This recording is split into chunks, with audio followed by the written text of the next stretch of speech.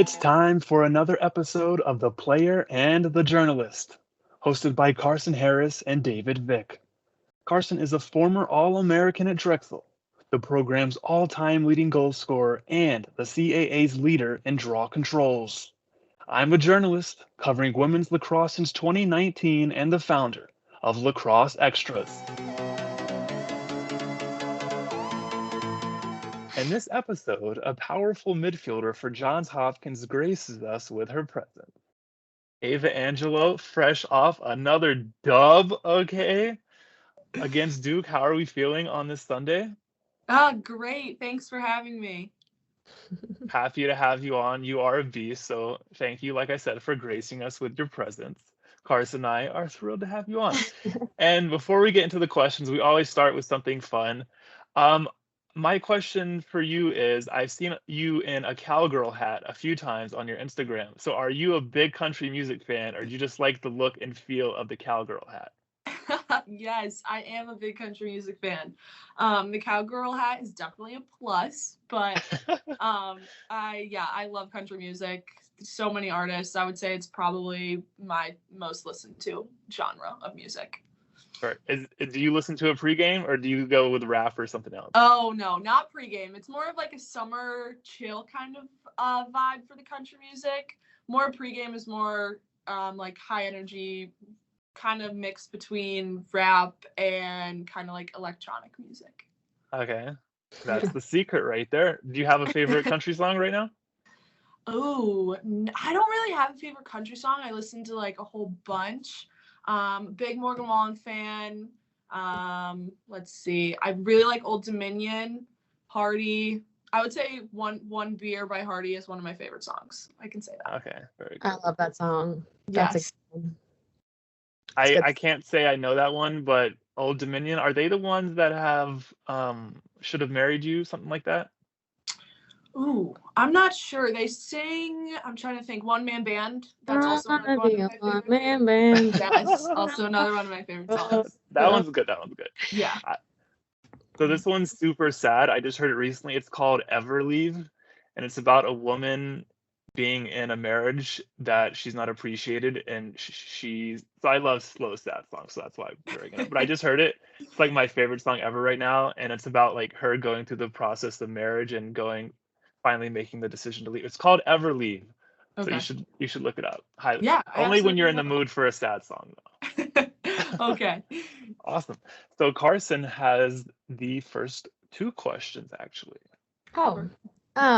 Yeah. So can you describe what it's like playing at Hopkins? Because like that school has so much history to it. So yeah, could you just describe that? Yeah, absolutely.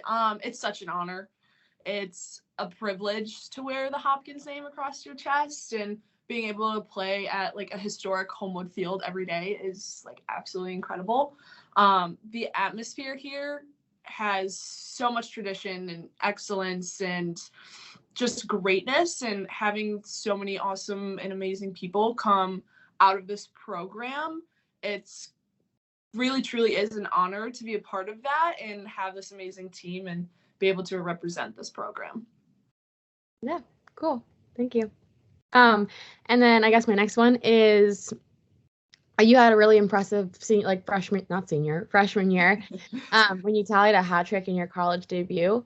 And I think there's a lot of incoming freshmen out there who that's really hard to do. Like, unless you've played, you don't understand how difficult that is to just kind of walk onto your freshman year and be that talented amongst people who've been playing for years. And I think that's really, really impressive for you. And I think that's a lot of collegiate freshmen probably wish they could do the same thing. And kind of with the beginning of the season happening now, what's your advice in order to like walk into those games with so much confidence, even though you're brand new to like the college? I know you're not anymore. You're sophomore now. When you were a freshman, like you were brand new to the college scene, and yet you put up so many points. Like, what would be your advice to incoming collegiate freshmen now?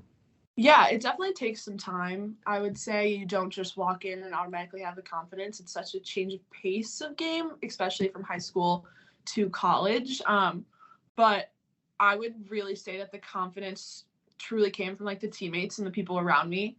My team is super supportive, and our coaching staff is super supportive, and they really emphasize decision making and their confidence that they have in our decision making on the field. And I really think that fosters your confidence as a player. And it's just like the type of environment that our team has. It really allows us to like be confident on the field. It definitely takes time. Was not confident like my first week of practice here. Honestly, I was quite nervous and quite scared. But having those teammates and those girls around you really help, especially with the amazing coaching staff that we have. I always felt also too that it was kind of like a fake it till you make it situation where you're like, yeah, I'm confident. I know what I'm doing. But then actually like deep down, you're like, I have no clue what's going on. I'm just going to catch the ball and hope it works out. And then all of a sudden you're like, wait a minute. Okay, I actually do know what I'm doing. And but having the team around you to actually support that, because you're guaranteed to make mistakes. So it's nice to have people around you. Oh yeah. Like you're human, right? Everyone makes mistakes, and the people around you really have your back with everything you do. So definitely helps. Yeah, for sure. Thanks. So you mentioned your coaching staff. I'm curious. So you went in as a freshman. Obviously, you're a sophomore now, but there was a whole coaching staff change at Hopkins. How did that impact you at all? Were you always set on Hopkins, or was there any like, oh, I don't know how this new coaching staff is going to be? Yeah, I was really honestly set on Hopkins. It was the high level of lacrosse with your high academics, and that's what I went into my recruiting process looking for, is using lacrosse to help me get into a school that I probably wouldn't be able to get into without sports and just like academics alone. So I was really looking for like that high prestigious academics with the good lacrosse, and I loved the school and the girls were great. So I definitely wasn't going to change when I knew there was going to be a coaching change. Loved CT, like loved that whole coaching staff. And I really appreciate them for letting me be a part of this program. But the new coaching staff has been unbelievable. And I'm so glad I did stay and stuck with what I kind of used lacrosse for. And it's an unbelievable staff. They're amazing. The girls are great. It's a great school. And I have nothing but like positive things to say about them. Awesome. That's another thing I was really hoping to talk about was the recruiting process getting to Hopkins, because it's such a unique school in the academics and the lacrosse. I feel like that's that's so unique to Hopkins compared to a lot of other programs. So it's funny that you bring that up, because I do think that's a draw for Hopkins for sure. Oh yeah, absolutely. And for my recruiting process, it was during COVID. So you didn't have like official visits. Like your official visits, I guess, were over Zoom. Oh. So yeah, so me and my mom came down here just like on our own on a weekend, because I had never been before, and came to check out the school. Like couldn't meet anyone. Everyone was still on Zoom. So it was kind of a ghost town. But I really loved it. As soon as I stepped on campus, you kind of get that feeling. You kind of know when you know. And yeah, it was incredible. It was so cool. And then I had my official visit, I would say, over Zoom, like a week later. And yeah, that's when you really know. Crazy times. So also, just one more thing on your coaching staff. Tim McCormick is very respected around the country, and obviously with Graziano, Van Dyke, and now Jillian Girardi, but the three that I first mentioned, they've been together since Arizona State. So can you talk about what makes them as a coaching staff so special? Yeah, absolutely. They are some of the best people you will probably meet. They really foster a great environment where we come in and they want you to come and have fun and get better every day. Those are their key morals, and like they really value family as well. So I think with those like stress-free environment that they bring, and they really allow you to love the game in every way possible, and you just go out there and have fun. And our practices are straight to the point. We don't stop moving for our hour and a half, hour 45. And they understand that we're students too, and we're people. So we come in, we get everything done, and then we have the rest of our day to go be ourselves, have school. And that is something really special that I don't think you kind of get. Like, our practices never go over 2 hours. We are really efficient in what we do. And they're the type of coaches you can just go into their office and just talk to. It doesn't have to be about lacrosse. It can just be really about anything. And that's super special to have that type of connection with really all of your coaches. You can go into our head coach's office, sit down, and just start talking about lacrosse, or you can start talking about surfing. He used to surf and skateboard when he was a kid and growing up, and we talk about that with him, and family. We talk about his kids. Like, it's just, he has great relationships with all of us, and I think that's super unique and super special. Very cool. So you mentioned family a few times, and I've definitely noticed following the Johns Hopkins Instagram, that's been a big theme of theirs, especially after games. They're always posting photos of players hugging their parents, and they're always talking about family. Yeah. So that's definitely, I definitely noticed that on their Instagram, so that's cool. Yes. So going back to the lacrosse field, you are very tall. You are probably usually the tallest player on the field at, you're listed at 6 feet tall. Is that correct? Or is that? It is correct. Okay. So the Hopkins is not lying on their website. Okay, good. No, they're not. How do you use your height to your advantage as the player? Oh, yeah. I'll be honest, like, growing up, I was never fond of my height. I was always the tallest on my team, and I really didn't like it. It took me a really long time to, like, grow into liking my height, I would say. But as I got older, I really noticed that it was beneficial. And I would say, like, taking the draw, I took some of the draws my freshman year, and I took a majority of them, like, in high school and club. And having that height advantage is really beneficial in the draw taking aspect, like, especially if it goes high, you kind of have that little edge on your opponent. But even on the offense, I would say it allows me to reach balls and, like, feeds over defenders, especially at such a high level. All you need is your stick free to shoot. And so having that height advantage really helps with that. But it definitely took me some time to see this. I never really accepted my height until, I would say, end of high school. Honestly, like, last year. But my brother is also really tall, so he's helped me with that and kind of grasping my height and my advantages from it. Very cool. And you make a great point. At this level, you only need, like, the top part of your stick to be free to catch a feed. So do your teammates are you ever like, just throw me the ball, just throw it up, I'll come down with it? I mean, there's been instances where it's like shortened shot clocks, or just like, just toss it up. Like, I'll just try to catch it, just toss it up where no one else can reach it, and let's hope for the best. Yeah. I feel like also because a defender, you're taught to stay so low. Like, that's how you can get, and once you stand up, you're so much easier to beat. But if you're, like, with your height, if you have somebody like 5'6" defending you, they have to stand up. Like, they have to, in order to try to get that ball, like, they can't stay as low and have their hands, like, on your hands, you know? So yeah, it probably comes with an advantage in that. I'm just, like, brainstorming. It would probably come with as well. Oh, absolutely.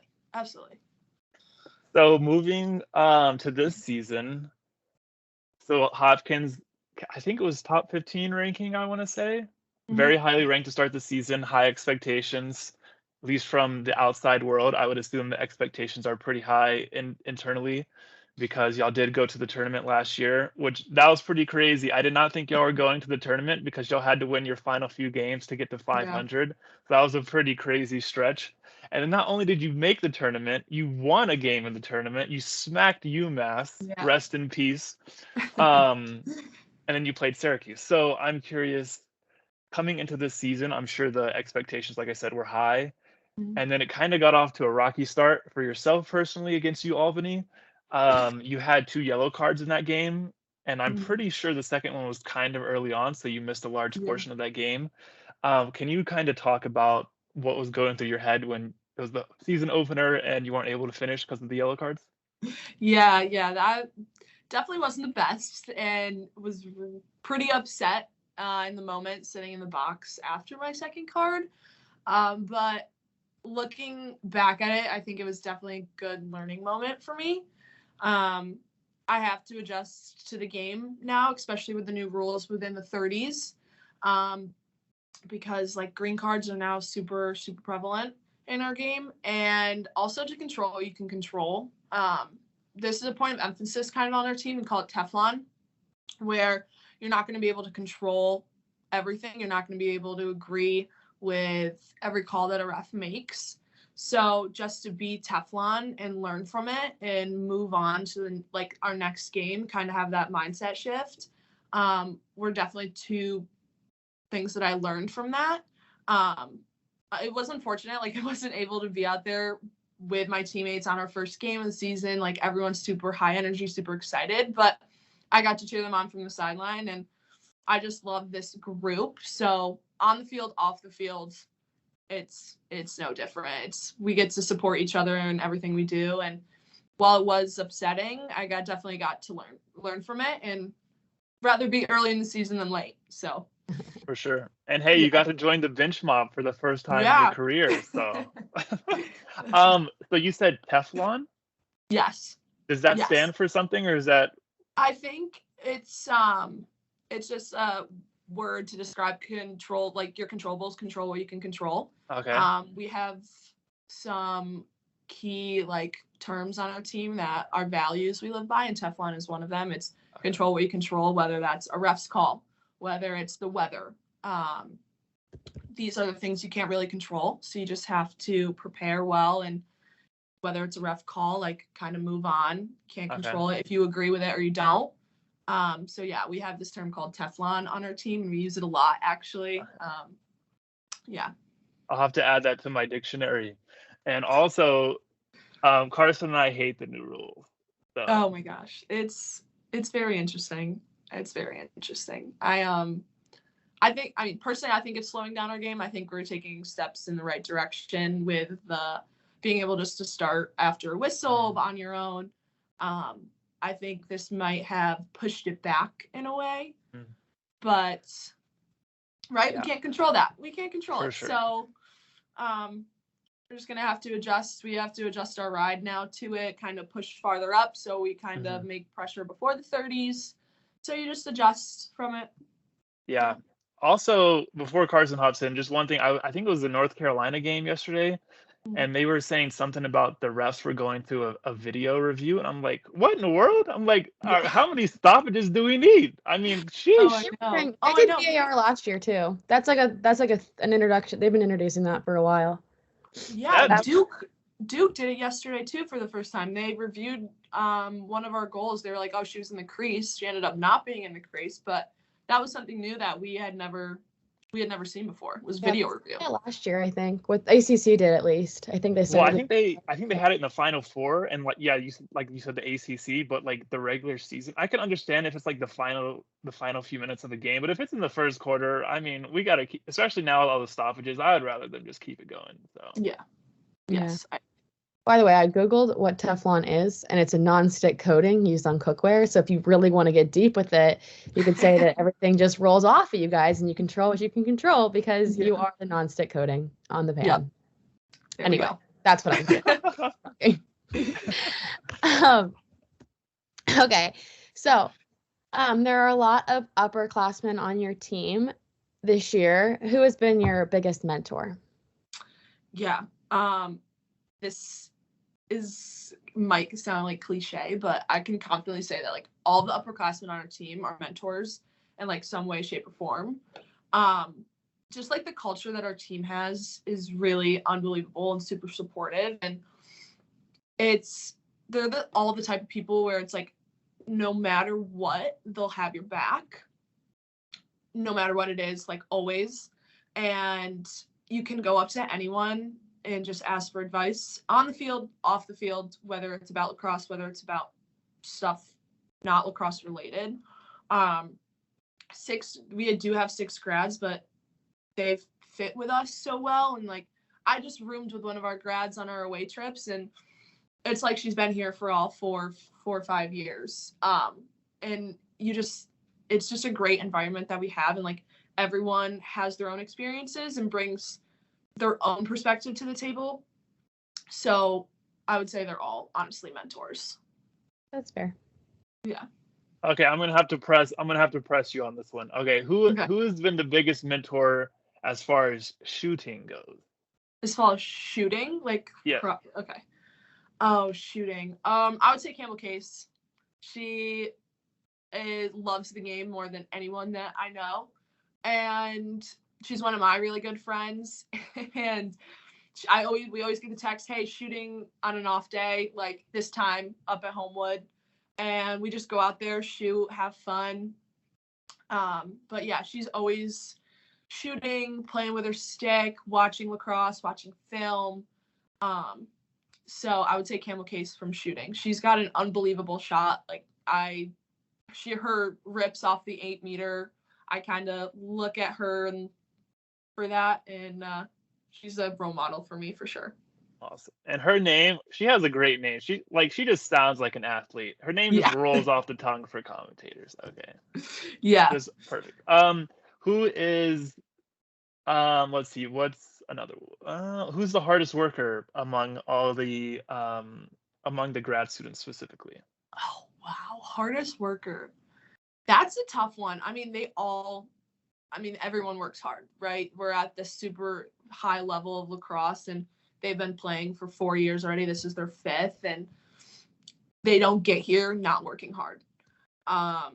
So I would say really they really all work hard. You can't really pinpoint a person on that. They all have unbelievable work ethic, especially now being in grad school. They're at Hopkins. Like, yeah, that type of work ethic that you have to play at a top 15 school lacrosse wise and be at a top grad program is unbelievable. That takes hard work. They're on Zooms. I know Madison Doucette was just on 2 8.5-hour days of Zoom for class, and she couldn't travel with us on the bus because she had to be camera on, mic on for Zooms for 8 hours on Friday.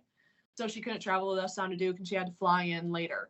So that type of dedication, like work ethic within school and in what she does, it's super hard to pinpoint one person who works the hardest.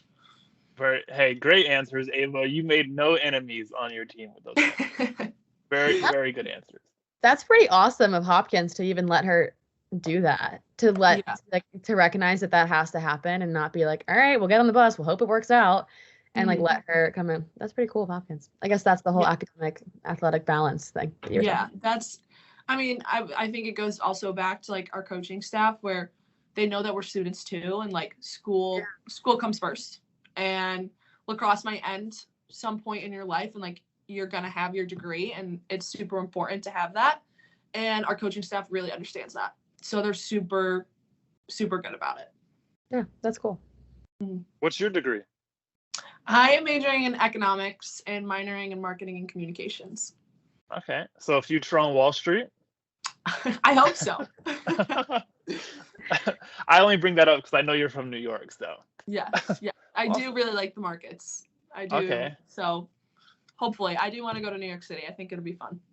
For sure. Awesome. How far is your hometown outside of New York City? It's pretty far. It's like 5.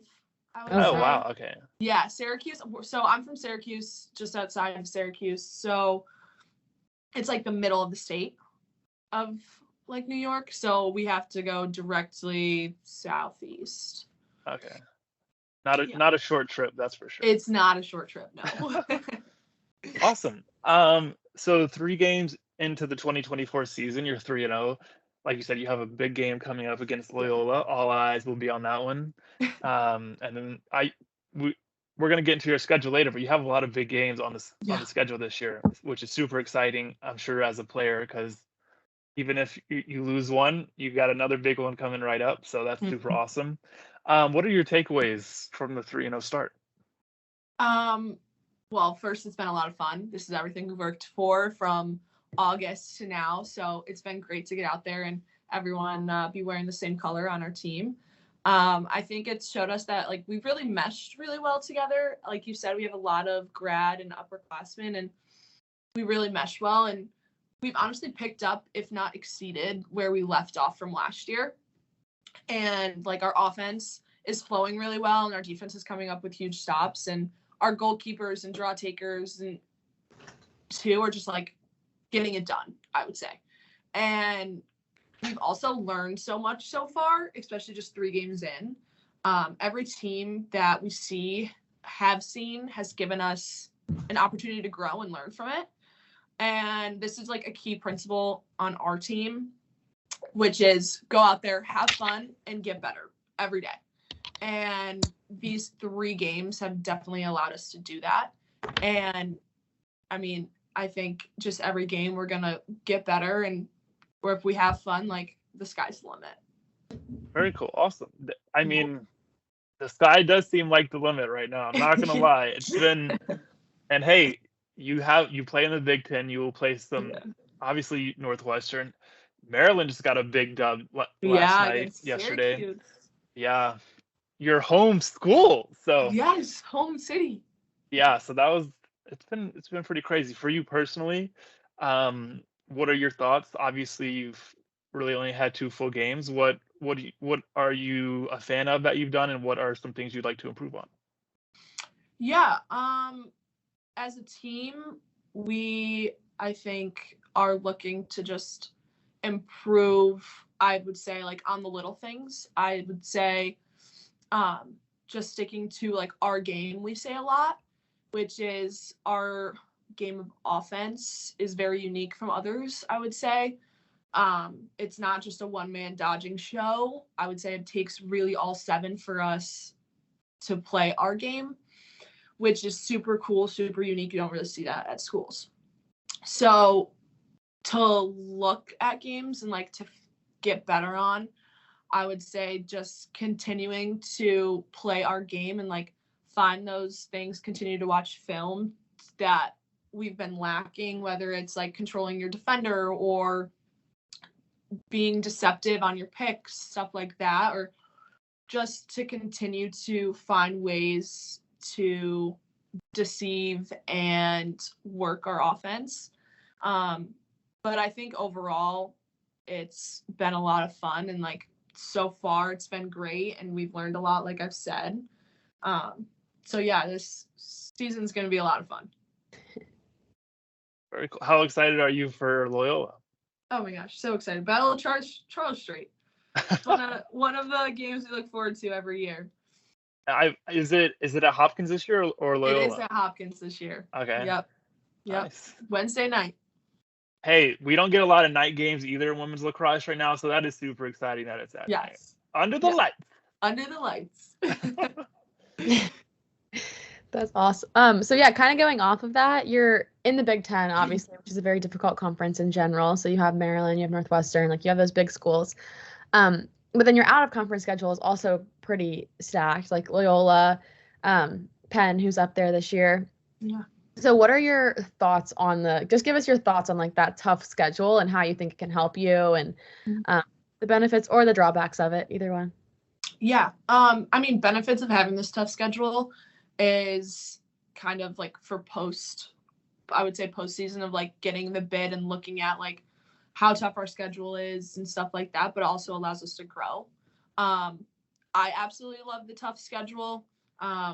Every game gives us an opportunity to prove ourselves and like show how good we are and like how capable of going far we are. And really everything that we've worked for from August, I said. I love to compete and I'm a very competitive person. So like these are the type of games that I live for and like I play for. Really even growing up, I used to watch college lacrosse and all of these top teams, and it's kind of a surreal moment that like now I'm playing in those games. So I love the tough schedule. It gives our team opportunities to grow and go out there and have fun and compete every day. I feel like also when I was looking at your schedule, like you have your schedule is awesome. Like if I could just have like that's that was an awesome. It's cool because you have like the Stony Brook, the Northwestern, like JMU, you have those like really big teams, but you have so many like good winnable games on there too that are just like really good competition that like is a huge win, but it's like a super winnable game, which is awesome. Like that's just to have like USC, Penn, Loyola, Duke, like all of those games are such winnable big name schools that could be speaking to like the history of Hopkins is that you guys have this perfectly like curated schedule because you guys of the history there at Hopkins. Yeah, and it's really cool. We have some teams on our schedule that we've never really played before. USC, Vanderbilt, like I don't know if we've played those teams before. I know we played Duke once in NCAAs a couple years ago. So it's been a lot of fun to like play new teams and see new competition. Yeah, it's awesome. It's cool. Yeah. Is that Vanderbilt game, is it in Nashville or at Hopkins? No, it's at home. USC and Vanderbilt. Oh, come on, Tim. Yeah. Schedule better. Hey, also, maybe next year we'll get to go. Maybe for spring break or something. Maybe. And then you can break out the hat. You can break out the hat. The cowgirl hat. Listen some country music. That's awesome. Also, I'm a huge fan of Paige Gunning, goalie for Vanderbilt. She's a beast. And so you mentioned being competitive earlier. You have some very spicy slamming of the sticks after you score. Can you talk about that? Oh, yeah. I think I get really excited, and it's just my first instinct to throw my stick down. I kind of just have been doing it since my freshman year, so I kind of just stuck. It kind of just stays. Okay. It's kind of my statement thing now, I would say. So we're just going to keep going. I hope my stick doesn't break. Awesome. Has it broken? Has it been bent or anything yet? No.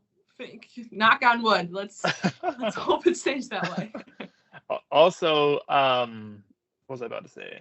Oh, there was something. Okay, I can't remember. Oh, has a ref ever talked to you about like slamming your stick or anything? No, I've never gotten a comment. It is very good. That's good. Did get some hate on Instagram for it in a video, but for real? It's okay. Oh yeah.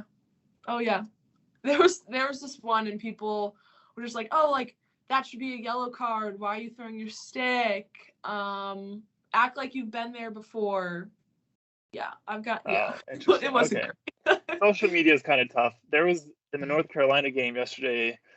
It might have been Caroline Godin. I can't remember. Someone scored, and then the goal got taken off, and then she scored again, and she threw her stick like 20 feet into the air, and the ref went over and said something. I'm like, come on, ref. She just had a goal taken off. Let her celebrate. Yeah. Okay. They used to tell me because if I threw it and you like sometimes I'd like hit the feet of somebody else, they'd be like, just careful, like make sure you're throwing it to open space, like don't throw it at people. Yeah. There was this one I threw it at the ground and it came back up and hit me in the face against Michigan last year.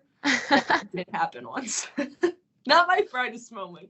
At least it was yourself, not somebody else. Not somebody else. That would have been bad if it was someone else.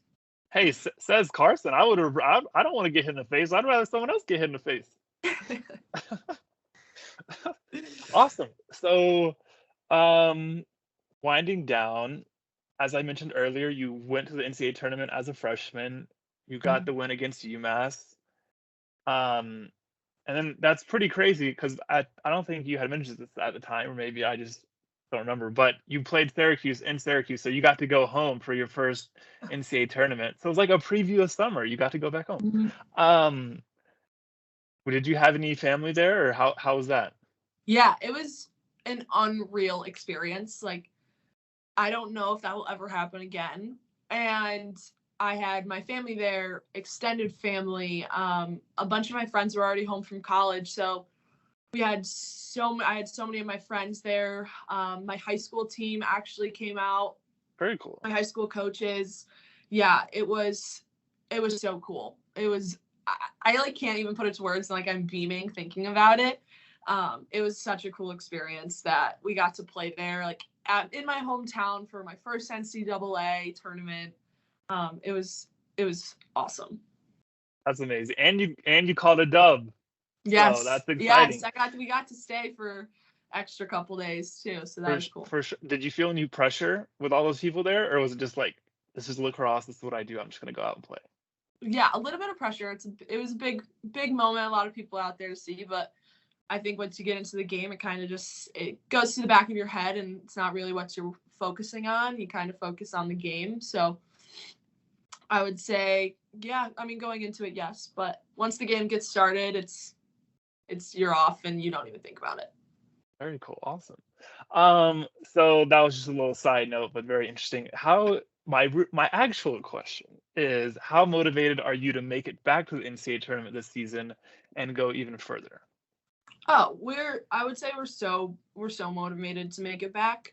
Our team that we have is super special, and we all collectively know what we're capable of and how good we really are. And I would say, like, we're a team of 41 girls who all matter. And if we keep going out on the field every day and, like, having fun, getting better, the sky's the limit, like I said. And I truly mean that. But I think it's also super easy to look ahead to NCAA playoffs and, like, yes, we're super motivated to get there. But we did just talk about how tough our schedule is. So we have to really take it game by game. We can't really look ahead, and we can miss exactly the time that's right in front of you. So I think we're all, yes, are thinking about going back, but kind of taking it game by game and enjoying all the time that we have together. Awesome. And hey, this is the best Hopkins team in a number of years. So this is exciting. It's exciting for Hopkins fans, and it's exciting for the sport as a whole, because whether it's men's lacrosse or women's lacrosse, I feel like the sport is better when Hopkins is doing good, just because Hopkins is the original lacrosse school. Like, you think of Kansas and Duke, those are basketball schools. You think of Alabama, UGA, Texas, those are football schools. Hopkins is the original lacrosse school. So when they're doing good, that's good for the sport, in my opinion. Oh yeah, super special team, and we're all super excited to take on the rest of the season. Awesome. Sweet. Karson, did you ever play at Homewood? Yeah, every freaking year. It was the first game of our schedule every year, and we always lost by 2. No, regardless of how we played, we would lose by 2. And then the one year we were, like, actually really good, and we weren't having that, like, lose by 2 mindset, we didn't play them. It was so hard. It was so bad. I was like, literally, we went 13-3, and I was like, the only team I want to play right now is Hopkins. I never got to beat them. And then we went back. Once we were bad again, not bad, but once we were back my 5th year, we still did well. But we weren't the team of the first year. Anyway, no. Yeah, we just got a new turf, so you're gonna have to come back and come see it. Yeah. We did have a lot of girls tear our ACL in that field. I think we had 2 different girls tear our ACLs in that field, actually. Yeah, it got really worn down, but it's beautiful now. We just got a new locker room too. You're gonna have to come. I'll give you a tour. Yeah. Hey, we had Cassidy Phyllis on, and she did say that Johns Hopkins has some very nice. At least she was in the visitors' locker room, obviously, but she said y'all had some very nice locker rooms. So yes, they are very nice, and we just got them redone, so they're even better now. Ooh, fancy. Also, one of the greatest moments in the history of our sport took place at Homewood Field a few years ago, and Sam Apuzzo hit that game winner over Emma Trenchard to send BC to another national championship. That was insane. In overtime, that was one of the greatest moments ever. So. Oh my gosh, the NCAA tournament that happened here a couple years ago, I think just all together was unbelievable. The Northwestern UNC game, like, that was crazy. That was a crazy game. I know girls on a team who were from Baltimore ended up coming to the NCAA tournament here, and they're like, we have never seen Homewood like that before, and like that type of atmosphere with how many people were there and just everything going on and all the lacrosse. Like, they said it was such a cool environment. It was insane. I wish I would have been just to watch on TV. Like, it was packed. People were lining the fences like in rows. I mean, it was crazy. It was amazing. This is why we should play in smaller stadiums, because then we can actually fill them up and they look better on TV, and the environment's better. So yes, I agree. Awesome. Well, thank you so much. We enjoyed having you. We will be rooting you on the rest of the season. And to all the commentators out there, it is Ava Angello, not Ava Angello. Okay. Get it right. Okay. Well, thank you so much, and best of luck against Loyola and the rest of the season. Yeah, thank you. Thank you so much for having me. I really enjoyed chatting with you guys. Did you enjoy this episode of The Player and the Journalist? If so, please leave us a review and subscribe wherever you get your podcasts.